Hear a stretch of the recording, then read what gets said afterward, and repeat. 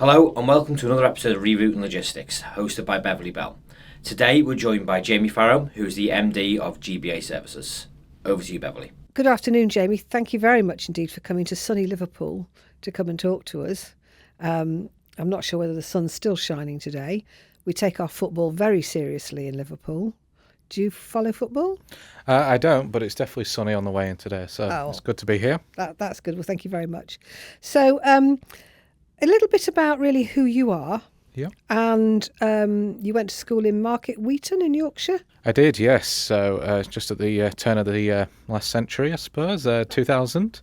I was brought up in Yorkshire, went to the Market Wheaton School, secondary school, left there in 2003. Have travelled quite a lot since then. Did you go travelling when you left school? I didn't, but geographically I've moved for work Right. quite a lot. So, yeah. So you're now MD of GBA Logistics? Yeah, in terms of the road transport side of the business, yes. Okay, so what other parts of the business are there to GBA Logistics? So GBA is consisted of three major parts in terms of the global solutions, which has its own managing director, the freight forwarding, UK and European, and the road transport side, which I look after. Okay, so take us from your travelling and your school in Market Wheaton to how you get to be MD of GBA Logistics. Well, yes, I just think leaving school now, I didn't do particularly well at school. I sort of struggled with the institutionalisation of it. It didn't suit my learning. I didn't really do much very productive stuff until I ended up working in a factory. I didn't particularly enjoy that after a couple of years, and I remember seeing the old linen trucks that used to collect the... What sort of factory was it? It was a chocolate factory, and then there was a lovely. meat It would be factory. in York. Was it in York? It was in Pocklington, actually. So near York, yeah.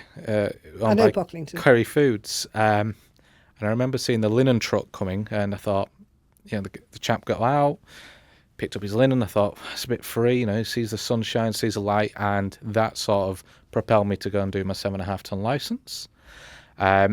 Shows how young you are that you had to take your 7.5-ton licence. Yeah. Because I can drive one on grandmother rights, I suppose you'd call it. Yeah. And that went from there to Class 2 licence to Class 1 licence. And the first few years were quite challenging to get a job. Not easy to get into the sector at that age. Not easy to get a driving job. So it was... Very different from today. Yes, very different. Very low paid. Very... no inductions, no... Not very different from today. You were sort of thrown into it. Yeah. I ended up working, so that led me to sort of working for Stobart's, which was the primary company I drove for a number of years, and that gave me experience in European and UK tramping and a far more consistent business than the smaller businesses that I'd had to work with. And where did you work for Stobart's? So I was based out of the Goole distribution centre for Tesco. Yeah. In East Yorkshire many years ago. And from there, I did some European activity for Stobart's, and I became unfulfilled, I suppose. And it was a really sort of challenging environment because some of the, when I was dealing with drivers, some were very happy, but there was a lot of people who were sort of quite grumpy, to be honest, and just, this is as far as you go. This led me to pay for my CPC, my transport manager CPC, which I achieved. That then led me to, I suppose, in the time when a lot of drivers became self-employed, I set up my own limited business, very small, but I was doing some driving and, I don't know, how's it worded now? So I wasn't a direct transport manager, I was the... External transport. Transport manager, yeah, for small operations, 2 or 3 vehicles. Yet again, that transition was really challenging because... Why?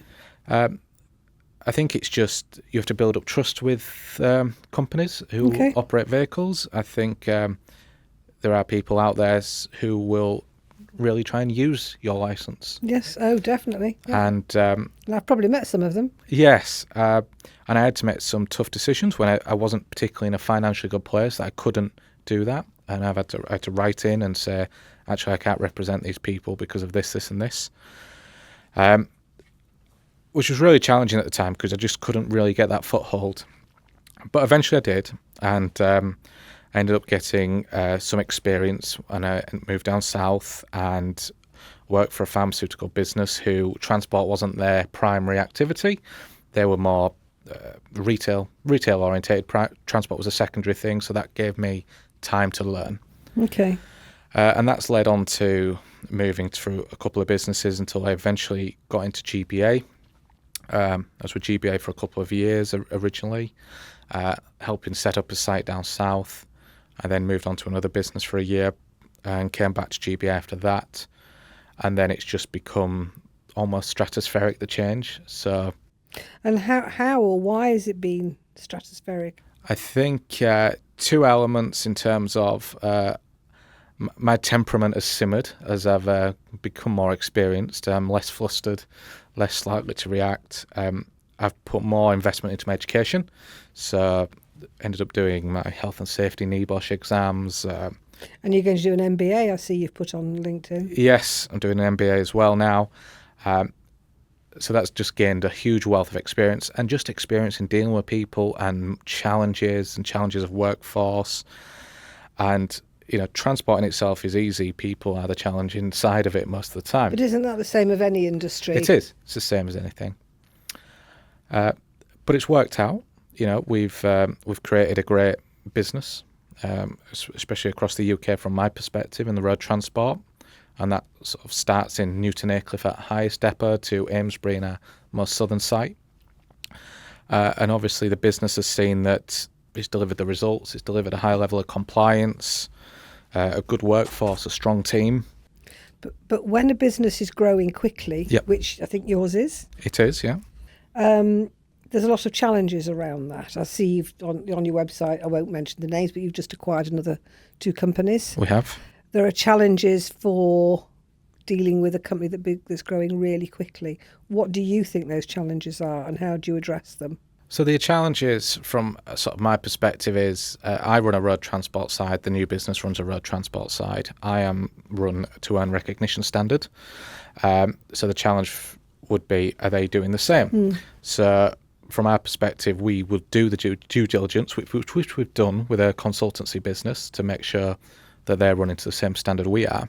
And we wouldn't look to, if there's nothing wrong for initially, You wouldn't change it? we're not going to change it. Now, that might change as years go by, as companies integrate and you use one platform instead of having 2 separate cost areas. But the key is not to rush it, from my perspective, and just do it. If it needs urgent attention, then yes, but if it doesn't, it's not a race. Okay. So one of the main things that is one of the main challenges is attracting and retaining talent. Starts and finishes with recruitment. How do you recruit? Do you recruit internally from within, or do you go out to the open market, or do you do a bit of both? So we do both. So we internally recruit and we recruit externally. Okay. Attracting the right talent is very challenging. I think it's probably just the number of people coming into the sector in terms of road transport. It's certainly challenging from a driver perspective and an office perspective. Nobody grows up and says, when I grow up, Mummy, I want to be in transport. Some boys grow up and want to be a train driver. Very few say, I want to grow up and be a lorry driver, unless, of course, their family have been doing that or their family have had their own business. How do you attract young people? How do you engage with young people? I see you're very keen on LinkedIn. You do a lot on sort of social media. Do you engage? Are you on Twitter or Twitter now known as X and all those other platforms, Facebook, or do you just use LinkedIn for the business? No, so I just use LinkedIn. What I'm trying to do is I'm working with sort of the committee in terms of the Chartered Institute of Logistics Yes. and Transport for the North West. I've recently just started engaging more with that. From my perspective, I want to show actually transport and logistics is not just about road transport. There are many opportunities. Yeah. So one of my biggest challenges is data analytics. At no point is that person ever going to probably go near a vehicle, but it brings in a whole new skill set that I need for the future. I'm not looking at the skill set now, I'm looking at the skill set in 5 or 10 years with AI, EV. But so how do you find your staff? So So you don't use any of the other social media platforms, it's just LinkedIn? I just use LinkedIn, yes. Right, okay. What about the business as The an business uses the multiple platforms, yes. Right, okay. So if we worked out our average age by taking yours and mine, it would be a lot higher than the people that we're talking about. Yes. How do we get them to listen to these podcasts? How do we get them to find out about the transport sector? CILT, and I'm a vice president of CILT and have been for a long time, and they know what I'm going to say if they're listening. It's a very old-fashioned organisation. It's perceived as being old-fashioned. It's working really hard to change that. So how do we attract those young people and engage with them? What's your take on it? My take on it is to do activities like this, which is what the people are actually watching these days. Yeah. People as a whole are not really watching the TV as much. They're watching on the phones. They're engaging this way. It's going to be the universities. It's going to be the colleges. It's going to be the schools, and we have to show them what's happening. So you don't need to tell someone, well, it's diesel goes in a vehicle. That is not the world that they're going to go into by the time they get there. It's going to be the electric vehicles. It's going to be autonomous vehicles, data, consolidation of loads. How are we going to face the challenges of the future with CO2 and But they'll want to engage on TikTok. They'll want 30 seconds that will attract them and engage them. And I still think that's a challenge for us, for the sector. I still think it's a real challenge. It certainly is. It certainly is. But it's one we have to go out there and try and solve. So looking at sort of that whole diversity piece, obviously you'll employ lots of people in your organisation. I think on your website it says how many you employ. It's a lot. What percentage of people in the office are female, and what percentage of drivers are female? Okay, so from my part of the business unit, because GBA is quite an expansive business, office is around 50-50 in terms of male and female. The driver bit is it's 99.9% male. We have had, and still do have, some ladies driving for us. However, what I find is the jobs are there, they're not applying. So it's clearly not an attractive industry for them to go into. Or they perceive it as not being attractive. And I think I still think that's the challenge. Okay. So are you in any of the trade associations? I'm not, no. Okay.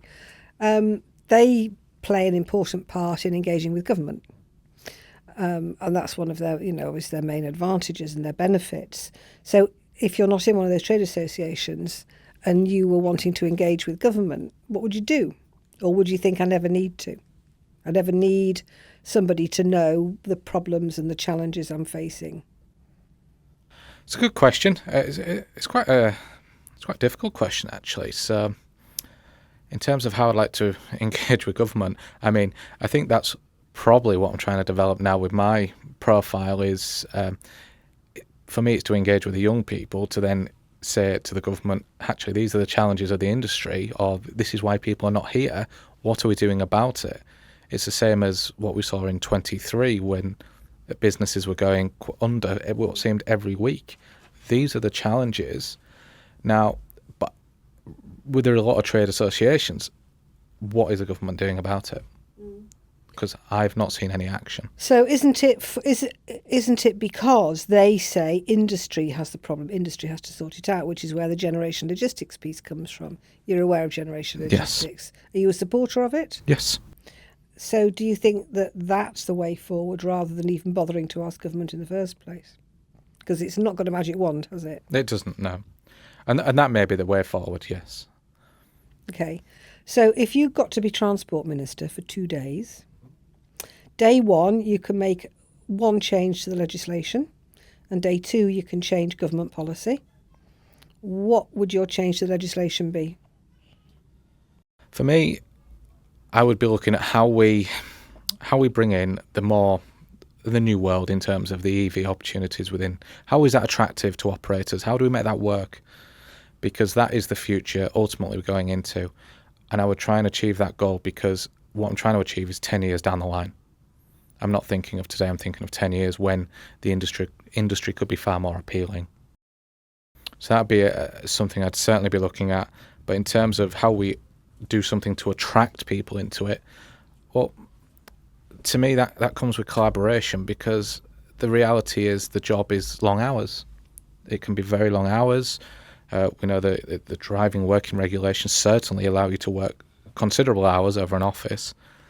If the transport companies had to collaborate because they had to achieve a certain thing or certain CO2 reduction, efficiency, and then surely we could make shifts and work environments that were more welcoming, more appropriate, more balanced compared to an office environment. Do you think the fact that you were a driver for a number of years makes you better at understanding what the issues are? I think that's I think there's 2 points to that. With yes, it gives me an understanding of the issues, but sometimes it can also make me go, well, in my day we just got on with it. So there's a positive and a negative to it, and I have to catch myself sometimes and go, it's not your day anymore. No, you're absolutely right, and I'm a little bit like that at times. We were talking before about an organisation, and they were managing the menopause, and I rolled my eyes to say, well, in my day, we never had any of that. You just got on with it. Now, whether that's a good thing or a bad thing, I don't know. But I'm trying to be modern. Yes. We're all trying to be modern, but what does it mean, really, is quite challenging. So looking at that modern aspect, AI, ChatGPT, avatars, autonomous vehicles, threat or opportunity? Opportunity. Okay, and how will you use it in your business? AI, we're already using certain algorithms in terms of our TMS system. I mean, for me, it stops me doing a lot of spelling mistakes when I send emails out, so it's helped me immensely. Sort of in terms of like EV changes, we're already running EV vehicles, which obviously use an AI planning platform. So that helps us understand what deliveries and range we can make. So why do we bother with the Transport Manager CPC course anymore then, and the exam? I think that's... learning the driver's hours rules, learning how to route and schedule a journey from Hungary to York. Do we need it? Yes, and what springs to mind is after a recent flight, that plane can fly itself, but I'm far more comfortable knowing there's someone there who understands how it flies if it doesn't, because things go wrong. Nothing works first time. No computer. I've never seen any system go, this is perfect. Everything takes time. You always need the backup. Yeah, and there is no replacement for human tenacity, human thinking. AI doesn't replace it. It's an add-on. It's a benefit. Yes, it's there to support, isn't it? Okay. So what's your motivation in all of this, from leaving school and not really knowing where you wanted to being MD of GBA? What's your motivation? It's a really good question, and it's something I've had to have a lot of thought in, because as I've got older, my motivation has changed. I think from where I am now, my motivation really is, how do we modernise the industry? How do we collaborate further? How do we become more different, more unique? It's like changing the perspective. It's like going from the candle to the light bulb. The candle did not get better. Fundamentally, it had to change. And for me, that is about future-proofing in terms of carbon emissions and reducing them, collaborating so you don't have empty miles. How do businesses work together? What is the benefit of doing that? How do we create that from a government standpoint to private ownership of companies? What's the driving force? And that's my vision. And I don't know if that will ever come to fruition, but I suppose that's what I'm trying to achieve. So what's transport going to look like, or transport logistics going to look like in 50 years' time, in 2075? Well, I will certainly be greyer. I know this for a fact. But for me, I would expect to see far more autonomy. I don't think it will cause a mass loss of jobs, as everyone fears with the latest release. I think it will bring in a new sector, which will be, the data analytics, more route efficiencies. Why is this autonomous trailer empty and that one empty? Why are they not meeting up? Who's not? It'll become that type of thinking. Yes, autonomy will fundamentally reduce the amount of driving jobs, but I think it will create a whole new industry. Do you think in the next 50 years that we'll have lots and lots of autonomous vehicles? Yes, I do. Probably, I think we'll start to see an uppeak 10 to 20 years from now. It will be a slow burner. Well, I'm not going to be here to see it in 50 years' time. You are. But, you'd make a date and come back in 50 years. I'll let you know how it goes. You let me know how it goes, yeah. You send a message upstairs. What's the next big challenge for you? For me, obviously, I've just signed up to do my MBA, so there's more learning to be done. And it's. Do you enjoy learning now? Yes, I love learning. I've gone from not owning a book to practically having a library in the back of the cottage, out the way, from any subject. It's just something I've become very passionate about. Do you blame your school for not giving you a good education? No, I just don't think that one system suits all. Okay. I just don't think that works. And do you think maybe if you were being educated today, the education might actually be very different? Possibly. Because we're talking about transport having changed, education's changed massively in however many years. So big challenge MBA. What about any other challenges? Well, I'd like to do some more travelling. That's certainly on my list to do. But yeah, in terms of sort of business-wise, it's how do we remain competitive? How do we grow? How do we remain sustainable, deliver that CO2 targets, make it our business a great place to work? Are they important to you, CO2 targets, or is that personally something that's important? It's important to the business. The business has set its own agenda, and it's important to me because I have a young son, and I certainly don't want him growing up in a world that is heavily polluted. And there was an article I read the Times. There was an article in the Times a couple of weeks ago about how Generation Gen Z, they call it, don't they, are the worst ones for not recycling. And I absolutely vouch for that. When I go to my children, my daughter's 34 and her husband, they don't recycle a thing, hardly. I recycle as much as I can. And I worry because they're the younger generation. And I don't know why that is. Have you any spin on what that might be? Any thoughts? I have no idea why that is. I would expect it to have improved, to be honest. I would. But it's that whole generation thing, which I think is quite interesting. So, don't know. So, are you an influencer? And if not, do you want to be? I probably the word influencer always gives me nightmares of people walking around Paris with people following them with cameras. Yes, certainly not. I went to Versailles recently, and it was the Hall of Mirrors. It's just full of young ladies having photographs for Instagram, and I thought, what a shame! They're just missing the whole point of being there. Well, I certainly don't want to be that. But what I would like to do is have the platform to discuss what I'm trying to do and how I would like to see the logistics transport industry change. So influencer, and maybe not. Disruptor, possibly. Yeah, I see. I've put that word in your brain, haven't I? Disruptor. Doing things differently. Yeah. And challenging established thinking. We have to change. The world has to change. Well, it is all the time without us sometimes not realising it. And what advice would you give your younger self? Have a bit more faith in yourself. Just be more confident. I think coming into the industry can be nerve-wracking. It certainly was for me. And it takes time to build up trust with companies as you're developing through it. But be confident. Trust in yourself. Trust in your own abilities. It's a tough industry, isn't it? Yeah. It's a tough industry, but it's also brings its challenges. So I think the only other thing I want to ask you really is, looking down the line in 10 years' time, you're still going to be at GBA? You're still going to be growing the brand, growing the product? I would like to think so, yes. Because I was talking to somebody the other day and they've been in one company for nearly 35 years. Do you think that people should work in lots of different companies to broaden their skills, or do you think actually staying in one organisation is a better thing to do? It's a good question. You're liking my questions, aren't you, Jamie? To be fair, if I was to be really honest on that question, I think someone who has got some movement within their career is going to have a far broader understanding.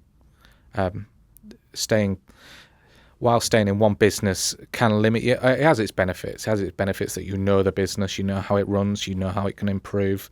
However, bringing someone in who's there maybe 5 years can come in with new ideas, implement them ideas, and then they move on and they take them ideas somewhere else that they've learnt there. And actually, that just gives organic growth, I suppose, in the person and their learning.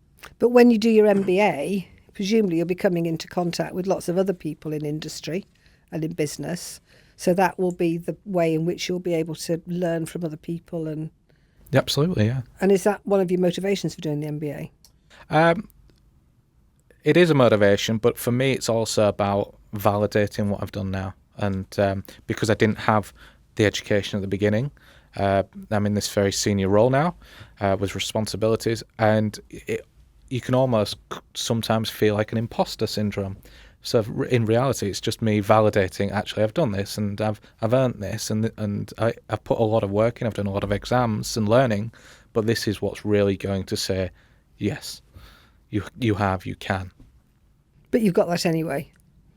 I have, but like everyone, I'm still... You want a piece of paper to prove it? Yeah. You don't need a piece of paper to prove it. I know, but... But you're going to get it anyway. Yeah. Okay, all right.